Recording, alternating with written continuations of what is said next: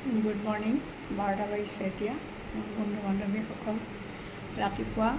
মই সদায় খাজুলি খাওঁ খাজুলি খাওঁতেই মোৰ এই দাঁতটো অকণমান গুৰিটো ভাগি গ'ল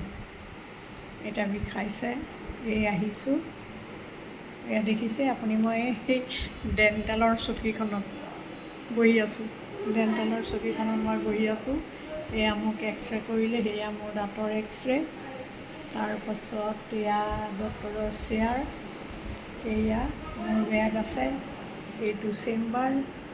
এয়া সা সৰঞ্জাম এইবোৰ সা সৰঞ্জাম ৰখি আছোঁ মই ডক্টৰে মোক চালে চাই পেলাই ডক্টৰৰ ছোৱালীজনী স্কুলৰ পৰা আনিবলৈ গৈছে গতিকে মই বেডখনতে পৰি আছোঁ ডক্টৰ আহিব আহি চাই পেলাই কি ডিচিশ্যন লয় আহি মোক ক'ব আৰু মই বহি পেলাই তাকে ভিডিঅ'টো বনাইছোঁ আৰু মই এতিয়া দিম আৰু আপোনালোকেও আহিলে ইয়ালৈ আহিব পাৰে এই ডক্টৰগৰাকী মোৰ কলিগৰ ছোৱালী হয় গতিকে এইখন আছে হাতীগাঁও ফ্ৰেঞ্চ পথত স্মাইল নামটো